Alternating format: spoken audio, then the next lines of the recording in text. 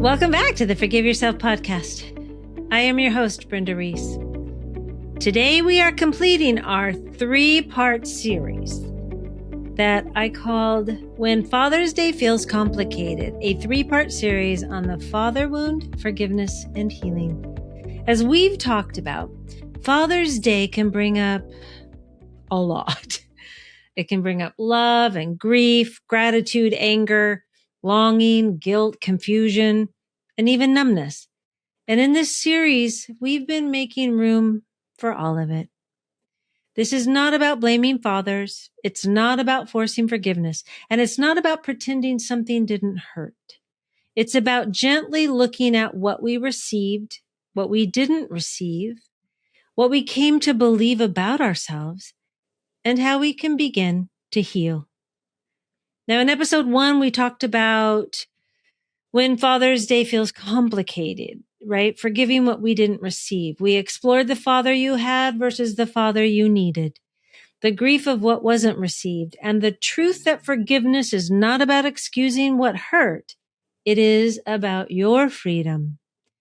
Now, in episode 2, we talked about the father wound, how it shapes the way you love and trust and choose. We looked at how what we didn't receive can quietly shape our adult relationships, our self-worth, boundaries, our ability to trust ourselves, and even the kind of love we find familiar. And today we're going to bring it all together. Today we're talking about healing the father wound, becoming the safe place you needed. Because awareness matters, naming the wound matters, seeing the pattern matters. And at some point, healing encourages us to gently turn towards ourself and ask, now what? Now that I can see what I didn't receive, now that I can see what I made it mean, now that I can see how it shaped the way I loved, trusted, or chose, how do I begin to heal? And that's what today's episode is about. Not healing by rushing yourself, not by pretending you're fine, not by making your father wrong or making yourself wrong, and not healing by forcing forgiveness before your heart is ready. This is about healing by slowly, compassionately, and honestly becoming the safe place you needed. So I mentioned healing. So what does that mean? Sometimes people misunderstand what healing means. Healing does not mean the past didn't matter. It does not mean what happened was okay. It does not mean your father's absence, criticism, emotional unavailability, control, anger, silence, or inability to connect didn't affect you. Healing does not mean you should be over it by now. Healing does not mean you have to have a relationship with him. Healing does not mean you have to keep giving access to someone who continues to hurt you. And healing does not mean you have to call something love if it didn't feel loving to your heart. Now, what healing does mean is that you begin to stop living as though what you didn't receive is still the final truth about you. Let's say that again. Healing does mean you begin to stop living as though what you didn't receive is still the final truth about you. Because for so many people, the father wound created a belief, not just a memory, not just a story, a belief. A belief like I wasn't worthy of being chosen. I wasn't important enough. I had to be perfect to be loved. My needs were too much. I had to earn attention. I had to take care of everyone else. I couldn't trust my feelings. I had to be strong because no one was coming. And those beliefs become the lens through which we see ourselves and the world. We may not even realize we're living through them. We just keep repeating the pattern. We keep trying harder, proving more, choosing unavailable people, questioning ourselves, overgiving, staying too long. All these were things I did. Accepting less than we need, feeling guilty when we set boundaries, feeling anxious when someone is disappointed in us. And then when we notice the pattern, we can sometimes turn against ourselves and say, why did I do that? Why did I stay? Why did I need so much? Why couldn't I just move on, right? We start judging ourselves and beating ourselves up. But healing does not begin with self-attack. Healing begins with compassion. Healing begins when you can say, oh, this makes sense. Of course, I tried to earn love if I learned love had to be earned. Of course, I overgave if giving was how I stayed connected. It makes sense I doubted myself if my truth was dismissed. Of course, I chased approval if approval felt like safety.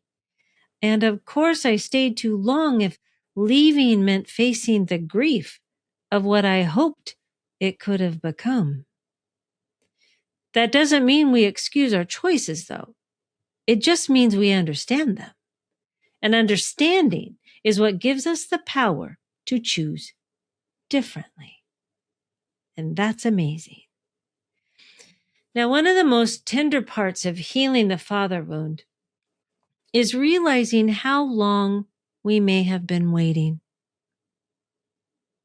Waiting for the apology, waiting for the acknowledgement, waiting for the tenderness or the softening, waiting for the approval, waiting for him to finally see us, waiting for him to understand the impact, waiting for him to say, I'm proud of you, waiting for him to even say, I'm sorry, or waiting for him to become the father we needed all along.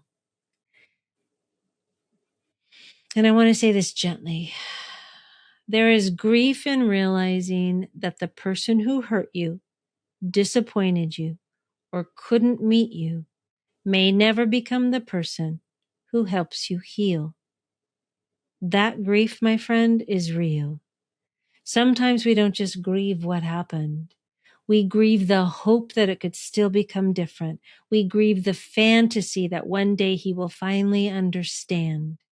One day he will finally ask the right question, or one day he will finally take responsibility. One day he will finally become emotionally available, or one day he will finally see the little girl in us who was waiting all along.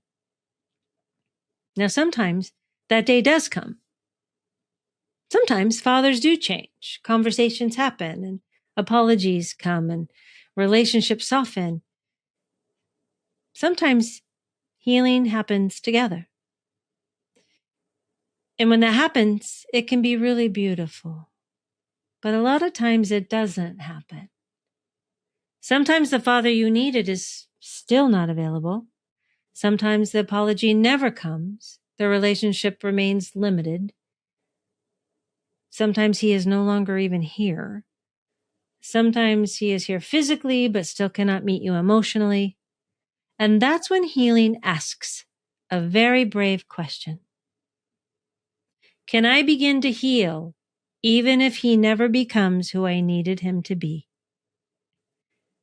Not because it doesn't matter.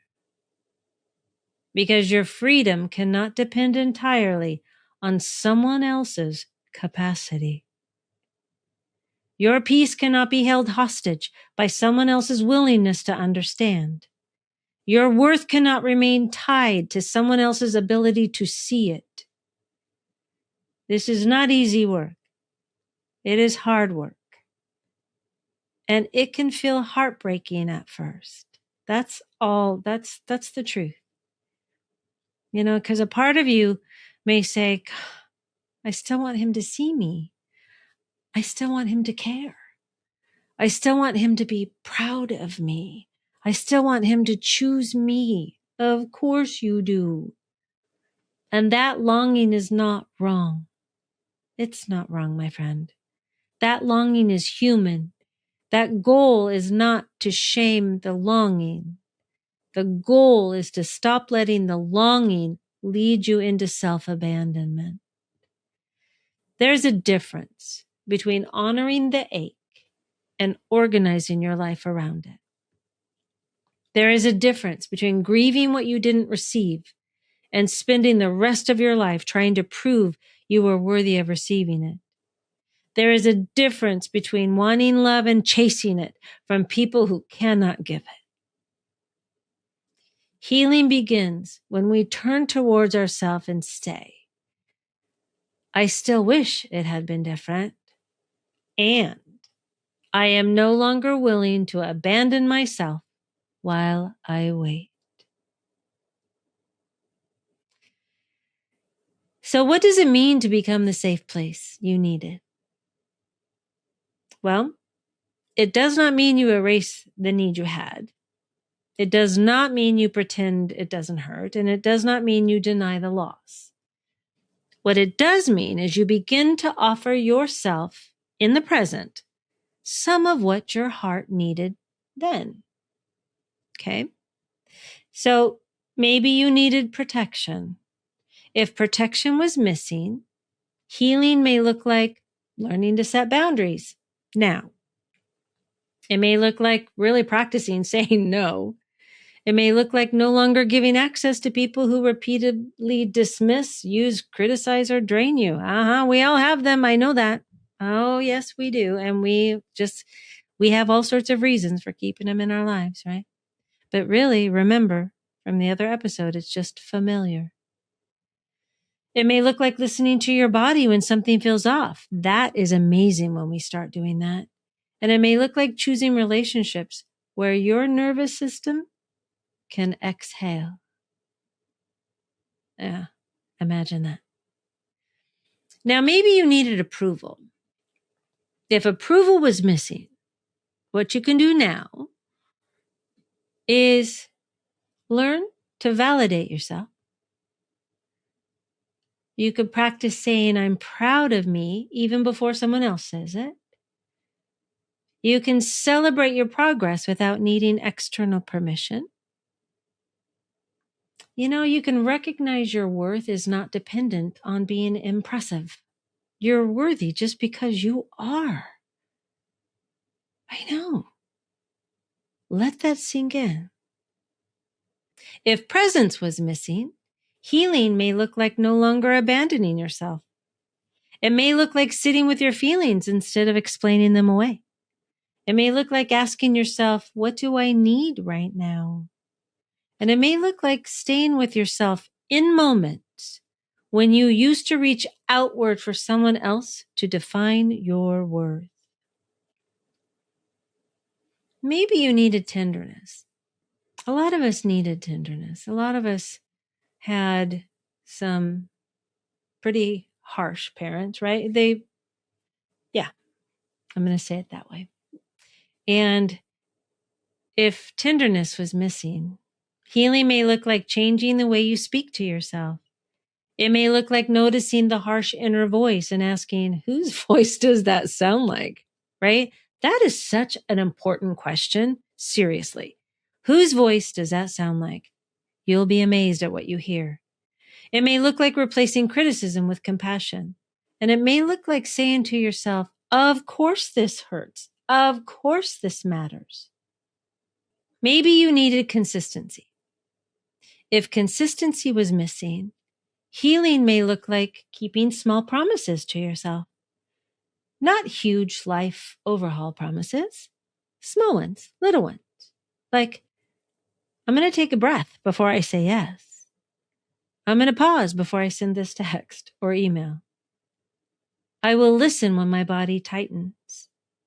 I will tell the truth to myself first. I will not shame myself for needing time. I will follow through on one thing that supports me today. Now, these may seem simple, and it's always the simple things that are powerful. Self-trust is built through repeated experiences of not abandoning yourself. Self-trust is not built by thinking about trusting yourself. It is built by choosing yourself in small, honest ways again and again. And this is where healing becomes practical. It becomes embodied, visible in your choices. It becomes the moment you don't over-explain. Those are small. It shows up in the moment you don't chase, the moment you don't shrink, the moment you don't betray your truth. just to keep someone close. The moment you let your own peace matter, that is healing, not perfect, but real. Now, another part of healing the father wound, an important part, is forgiving yourself for the roles you played to be loved, safe, accepted, or connected. In episode 1, we talked about those roles: the good girl, the achiever, the caretaker, the peacemaker, the invisible one, the rebel, the one who didn't need anything, and the one who became strong because she didn't know who would show up. Then in episode 2, we talked about how those roles can become patterns, like overgiving, over-explaining, chasing emotionally unavailable love, trying to earn approval, choosing potential over presence, doubting yourself, saying yes when you mean no, and staying longer than your soul wanted to stay. And I want to bring this home today. You do not need to hate the role you played. That role helped you. At one point, think of it this way. At one point, it may have been the most intelligent thing you knew to do, right? Or we would have done something different. The good girl may have helped you stay safe. The achiever may have helped you feel seen. The caretaker may have helped you stay connected. The peacekeeper may have helped reduce conflict. The invisible one may have helped you avoid disappointment. And the one who didn't need anything may have helped you survive not having your needs met. That's a reframe. So instead of judging those parts of you, healing asks us to meet them, to thank them, to understand them. And then we can gently let them know. You don't have to work so hard anymore. You don't have to earn love this way anymore. You don't have to disappear anymore. You don't have to keep everyone okay. You don't have to prove we are worthy. You don't have to chase people who cannot meet us. I am here now. I am here now for you. That is self-forgiveness. It is not saying every choice was healthy. We're not saying that. But it is saying that every choice came from a part of you that was trying to survive, belong, be loved, or feel safe. And that part, my friend, does not need more shame, right? We don't need to shame any more parts of us. We have done a damn good job, right? Right now, us right here today and all the parts of us, they need compassion. They need your leadership. They need your adult self to gently say, I see why you did that. Gosh, I understand why that felt necessary. I forgive you for not knowing another way, and I forgive myself. And you know what? I am going to help us choose differently now. This is how we begin to stop being led by the wound, not by rejecting the wounded part, but by loving her back into safety. Now, one of the most powerful ways we heal the father wound is through self-trust. Because so much of the father wound can pull us away from ourselves, right? It's away from our feelings, away from our needs, away from our truth, away from our ability to say, this matters to me. This doesn't feel right. I want something different. I do not have to keep proving myself, or I can choose what honors me. Self-trust brings us back. And I do want to be clear on this. Self-trust is not built by making perfect decisions. It's not about being perfect. It is built by being honest with yourself, by listening, by repairing when you abandon yourself, and by noticing things sooner. It is built by saying, I knew that didn't feel right, and next time I'm going to listen sooner. I said yes when I meant no, and I can learn from that. I stayed longer than I wanted to, and now I understand why. Or, I know I ignored my needs, and I can begin honoring them in small ways. Do you see the difference? That's not harsh. That's learning. That's loving. That's compassion. Self-trust is not perfection. Self-trust is relationship. It is the relationship you build with yourself over time. And that relationship is strengthened through small choices. And again, those small choices might be pausing before responding. It might say, let me think about that. It might be telling the truth in your journal before you tell it to anyone else. It might be, don't send that text, right? Or it also might be asking for support. A really good one is by making a boundary and not over explaining it. It might be admitting this relationship is activating something old in me. It might be choosing rest without earning it first. That's a biggie.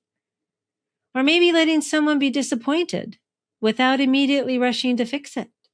It might be believing behavior over potential. And it might be choosing peace over proving ourselves. These small choices matter because each one sends a message to your nervous system. I am listening. I am here. I will not abandon you. I will protect our peace. I will honor what we know. And over time, those messages begin to create a new inner foundation. This is self-trust. This is the shift from living from the wound to living from worth. Not because the wound disappears overnight, because your adult self becomes stronger, kinder, and more present. The wound, it may still speak, but now it's not the only voice.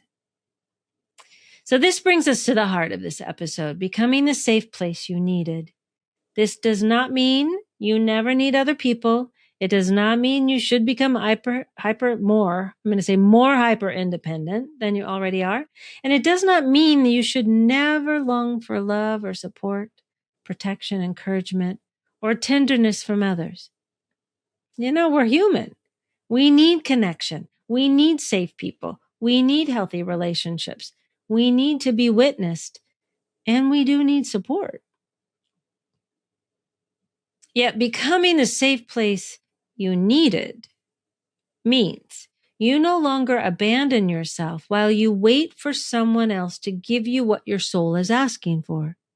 It means you begin to become a steady, loving presence within yourself. A presence that says, I see you, I believe you, I'm proud of you. Have you ever said that to yourself? I'm proud of you. Do that. Look yourself in the mirror and say, I'm proud of you. It can be saying to yourself, you don't have to prove anything. Your needs matter. Your feelings make sense. I will listen to you. I will protect your peace. I will not shame you for wanting love, and I will not abandon you to be chosen by someone else. Just imagine for a moment what it would feel like to have that voice inside you, not the one we're used to, not the critical one, not the voice that says you should be over this, or why are we still struggling? Or gosh, you're asking for too much. But a beautiful, compassionate, steady, trustworthy voice. A voice that says, I'm here now. You don't have to keep earning your place. You belong to yourself. This is part of what I mean when I talk about coming home to yourself. Because coming home to yourself means you stop making someone else's inability to love you the final word on your lovability. It means you stop outsourcing your worth. It means you stop waiting for someone else's approval before you trust what you know. It means you become willing to choose yourself, even when it feels unfamiliar. And I think this is one of the deepest pieces of healing the father wound, because the wound may have taught you to wait. Wait to be chosen, to be seen, to be approved of, to be protected, to be loved in the way you needed. Healing says you don't have to wait to begin loving yourself now.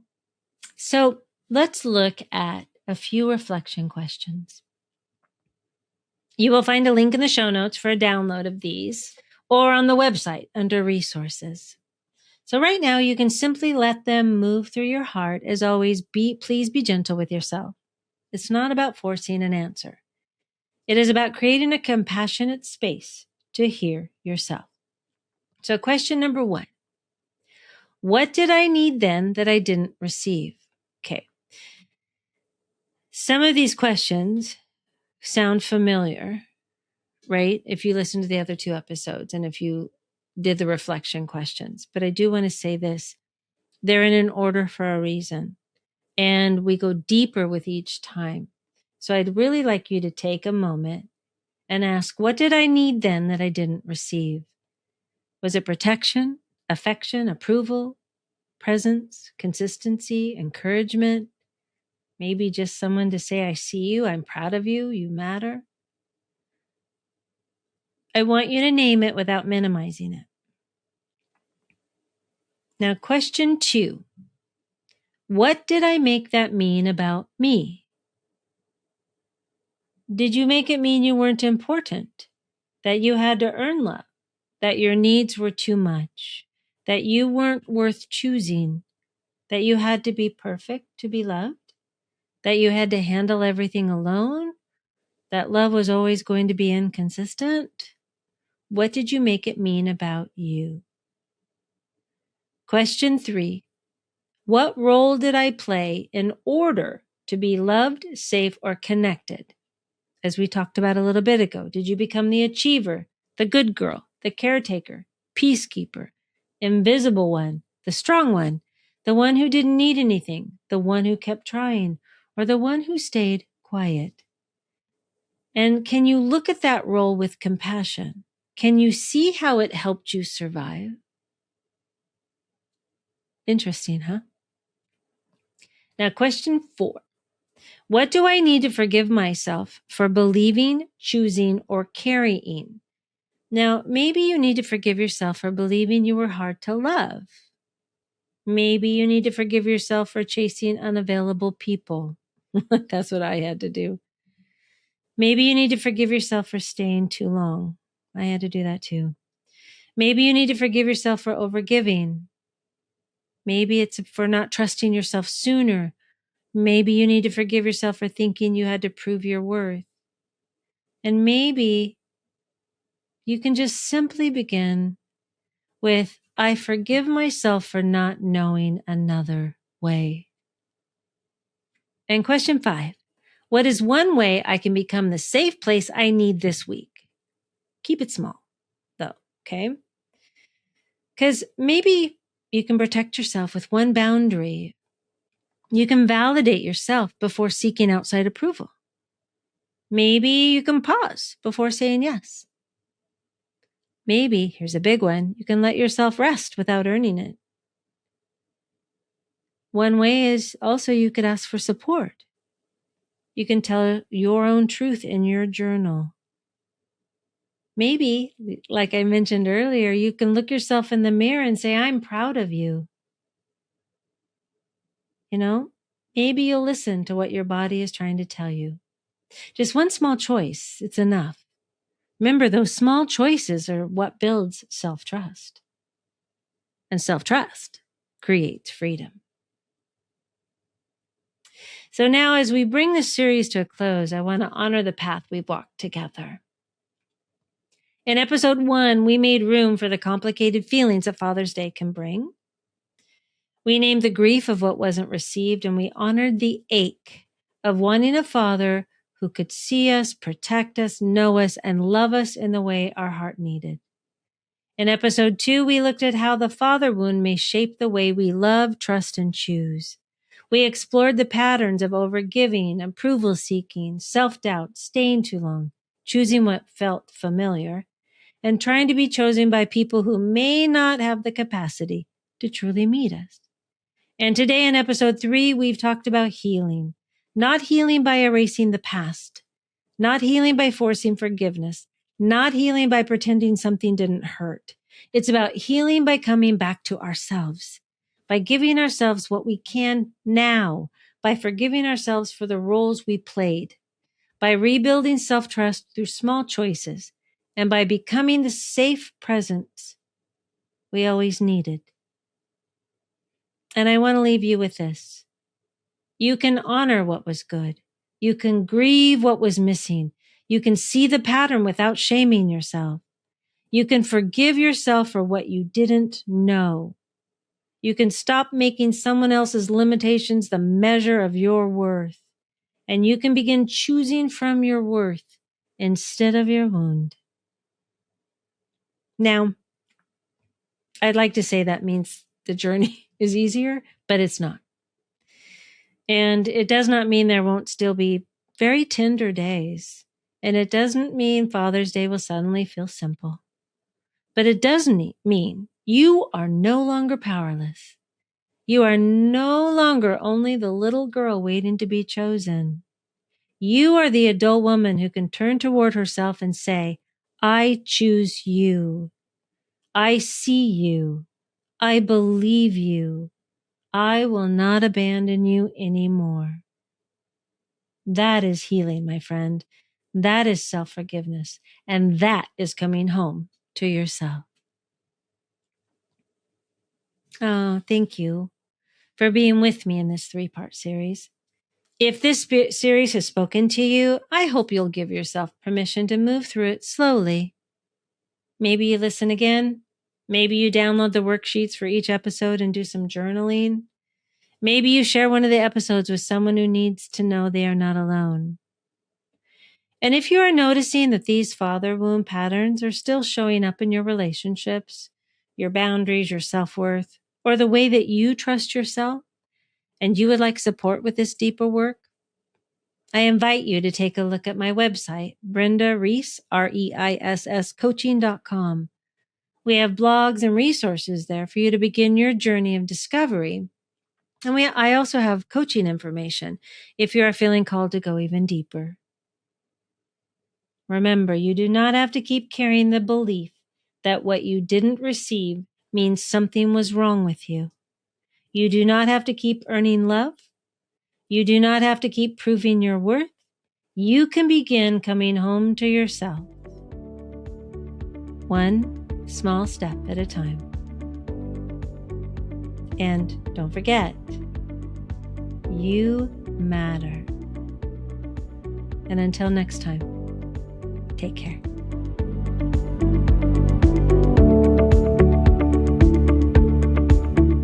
Thank you so much for listening today. I hope you enjoyed this episode. If you did enjoy it, would you do me a favor and share this episode and then follow us on your favorite podcast app so you don't miss one episode of the Forgive Yourself podcast, where every Friday you will get tips, tools, and stories so that you can turn your pain into peace. Take care.